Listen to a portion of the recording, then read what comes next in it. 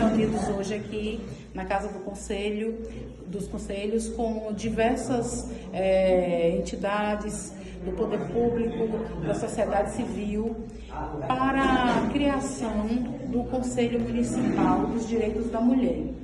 Essa nossa reunião de hoje foi uma reunião introdutória, para que a gente forme inicialmente uma comissão que vai buscar os instrumentos para a criação desse conselho.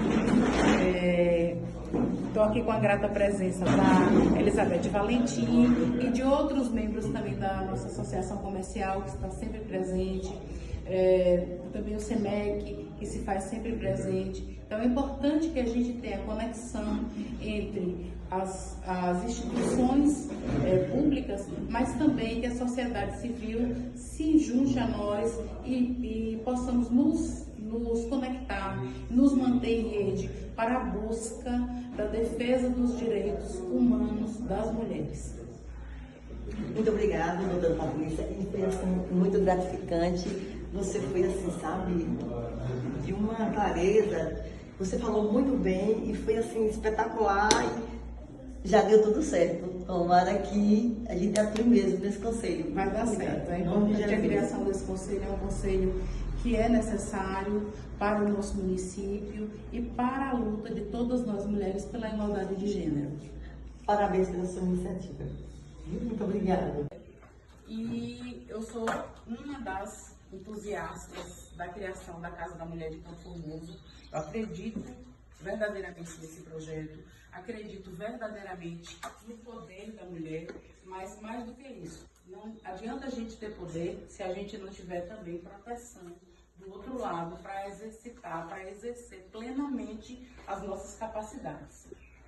E aí, recebi esse convite para estar aqui hoje com vocês num projeto de criação do Conselho Municipal dos Direitos da Mulher. Então, a gente buscou lideranças femininas, mulheres que conseguem se posicionar, que têm um bom relacionamento interpessoal, que têm vivências, para que a gente possa se articular. Porque o que é que significa esse conselho, né? O poder público não tem que fazer isso, não é obrigação dele nos dar essa proteção? Sim, claro que é. Mas o conselho, ele serve justamente para articular essas ações, para que elas não aconteçam de maneiras descoordenadas, porque a política pública, ela existe, mas ela precisa ser individualizada para atender adequadamente cada realidade social que nós temos. Então, obviamente, que as políticas públicas que são aplicadas, por exemplo, numa cidade do tamanho de São Paulo, não serão as mesmas aplicadas em Campo Formoso.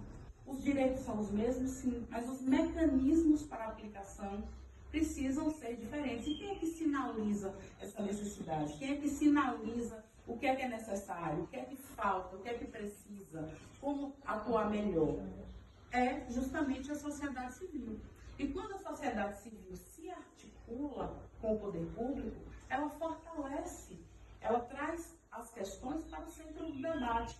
Então não adianta eu estar lá na minha casa, escutando alguém falando, escutando a FM, dando minha opinião, se essa opinião não chegar no poder público.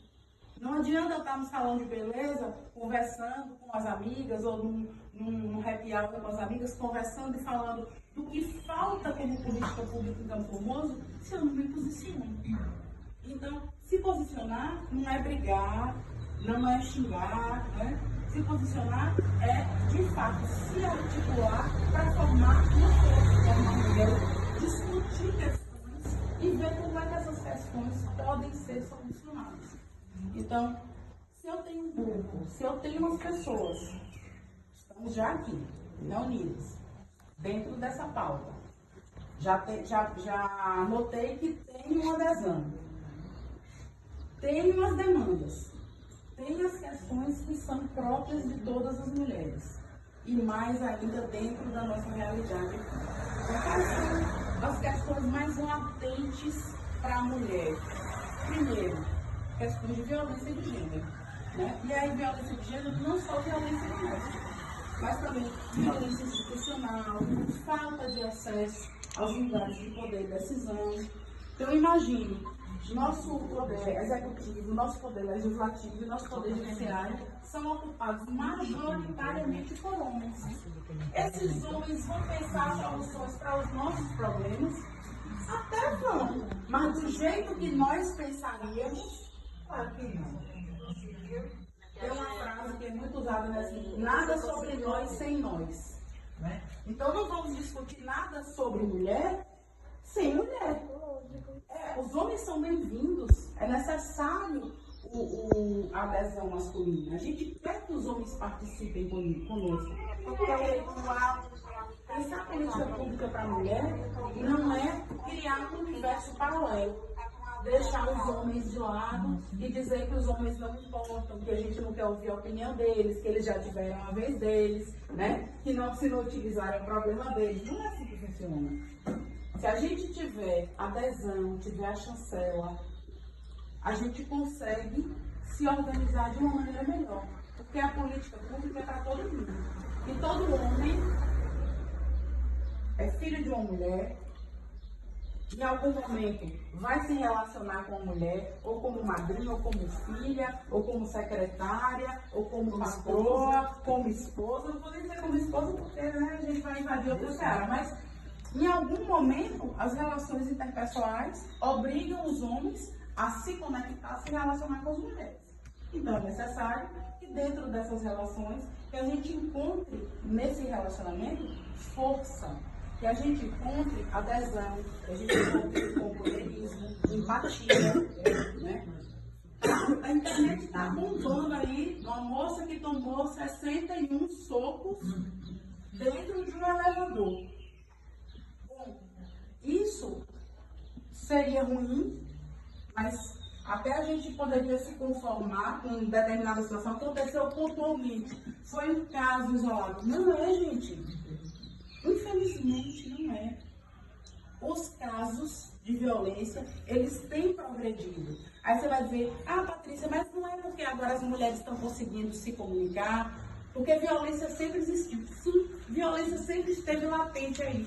Tanto de homens contra as mulheres, quanto de mulheres contra outras mulheres. Né? Nas nossas relações afetivas de mãe e filho, era muito comum ter a violência física. Porém, é importante que a gente tome um dado.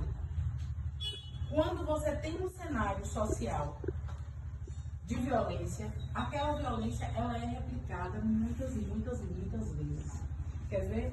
Exemplo prático. Aconteceu um caso de envenenamento. O que é que acontece? Uma onda de casos semelhantes. Não é porque os casos não estavam noticiados, não. É porque as pessoas se encorajam e já está com aquela ideia, traz por conta da realidade. Então, assim também é a violência doméstica. Né? Se acontece e não tem a punição devida, se acontece e vira notícia de jornal, a tendência é que essa onda ela continue se propagando. Então, é importante que a gente crie mecanismos para conter esse tipo de assédio, para conter esse tipo de violência, mas não só isso, porque a mulher não é só o sujeito que recebe violência. A mulher é o sujeito que pensa, que articula ideias, que cria, que inova. Então, como é que a gente faz para que as mulheres tenham essa vez, tenham essas possibilidades? Quantas mulheres, antigamente, tinham o sonho de cursar a universidade e não conseguiram?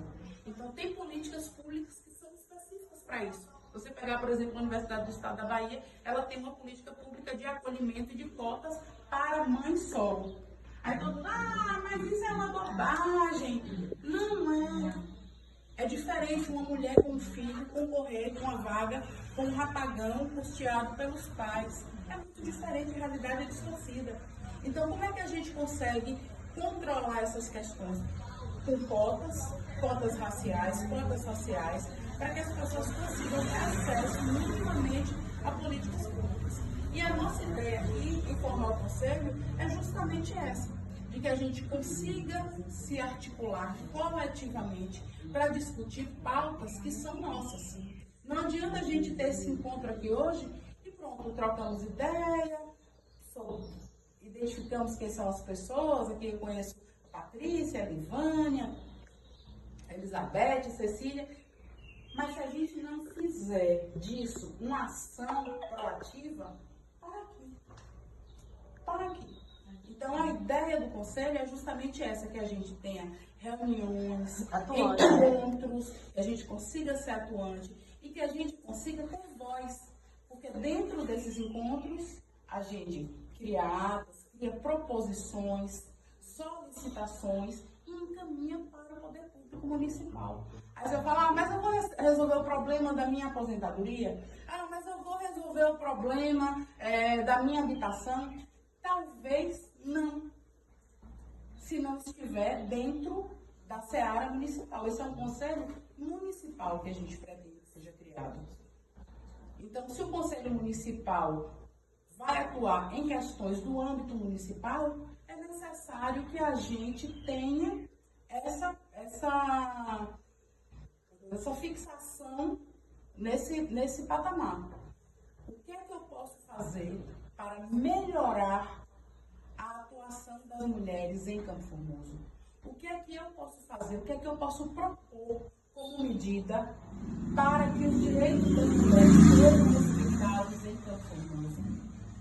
Se a gente sai daqui da sede e vai para o interior, a gente vê que os acessos eles vão sendo diminuídos.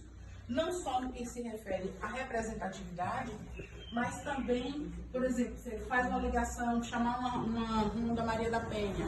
Às vezes não tem efetivo, o nosso município é gigantesco, né? Então, o que é que precisa? Seria uma política pública bacana ter postos policiais, né? Mas isso aí é com a PM, não é com o município, mas o município viabiliza, o município requisita. Então, são questões que a gente precisa articular para poder ter bom êxito. E a gente só consegue isso quando a gente se reúne.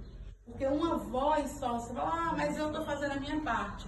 Sim, mas uma formiguinha gritando no meio do deserto é difícil ser escutado.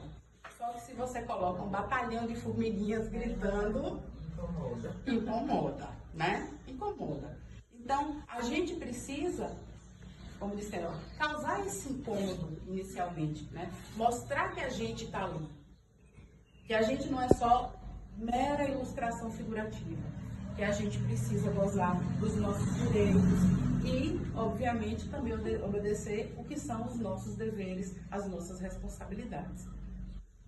Então, na programação, primeiro, o que diz a lei? A Constituição nos assegura igualdade de direitos, mas a igualdade de gênero nem sempre acontece. Uma razão para existir o conselho. A legislação Maria da Penha, eu vou ler aqui só esse segundo capítulo, o segundo artigo, ele fala o seguinte: toda mulher, independentemente, observe, toda mulher, a Constituição fala de pessoas, direitos humanos. Aqui a gente tem uma legislação específica. Toda mulher, independentemente da classe, raça, etnia, orientação sexual, ou seja, caberia mulheres trans, renda, cultura, nível educacional, idade, religião, goza dos direitos fundamentais inerentes à pessoa humana, sendo-lhe assegurada a oportunidade e facilidades para viver sem violência. Preservar sua saúde física e mental, seu aperfeiçoamento moral, intelectual e social. Gente, aqui, ó, bem pertinho, no IFE, está tendo um programa chamado Mulheres 1000, né? Que são cursos voltados para o público feminino. São cursos voltados para a profissionalização de mulheres. Por quê? É uma realidade. Muitas de nós permanecem em relacionamentos adoecidos, violentos, relações já falidas, porque não tem suporte econômico, porque dedicaram a vida, sacrificaram a vida profissional para ser mulher, ser esposa, ser mãe, e a vida profissional ficou em segundo plano. Então, esses cursos, eles são para isso, para reciclar quem já tem uma formação e oportunizar aqueles que não têm uma formação ainda a adquirir. É uma política pública? Sim. É uma política local? Sim. Está acontecendo o seu conselho? Sim. Mas o conselho pode melhorar, pode potencializar, levar isso para outros povoados, levar isso em núcleos itinerantes e núcleos itinerantes. Então, são políticas públicas que a gente pode articular dentro do conselho, né? Além de questões de saúde mental, saúde física, né? Atividade física. Abrange praticamente tudo, né, Patrícia? Exato. E esses cursos lá são gratuitos também? São. Estão pouco divulgados. São as inscrições abertas, inclusive. Está pouco divulgado, eu não sabia. Eu não sei. E o IFE, ele tem cursos que são cursos para pessoas que têm nenhuma formação, aquelas pessoas que malmente sabem ler, assinar o próprio nome, e cursos para graduações mais elevadas. Então, tem curso de maquiadora, de a estrutura lá é um espetáculo, muito, né? Bom. E tem transporte, bolsa, mas precisa o quê? Que nós, mulheres, estejamos articuladas, inclusive para divulgar iniciativas como essas. Belíssimas. Pronto, então já valeu o nosso encontro aqui, já está sabendo, a Elizabeth é super blogueira do nosso município. A celebridade, então já vai levar informação. Então vamos lá. Para que é, e o que é que serve e o que é o conselho? Né? O conselho é essa reunião de homens e mulheres, mas que seja prioritariamente de mulheres. Né? Homens são bem-vindos, sim, claro. Mas só nós sabemos o nosso sapato aperto.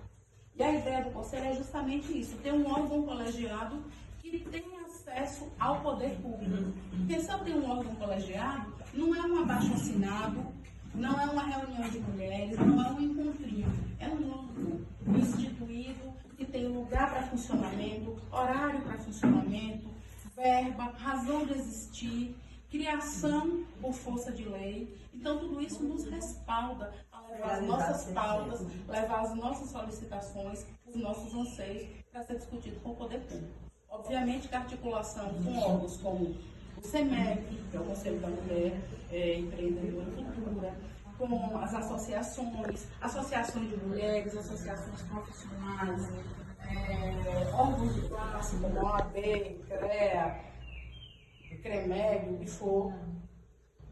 Mais ainda, clubes de serviço que são muito atuantes aqui no nosso município, Rotary Club, Lions Club, maçonaria de ônibus, mas inclusive é um lugar que a gente não é bem-vindo, não pode entrar, mas são também articulações que a gente pode ter, que a gente pode trazer para fortalecer o nosso debate. Igrejas também. Igrejas, associações religiosas, né? Toda.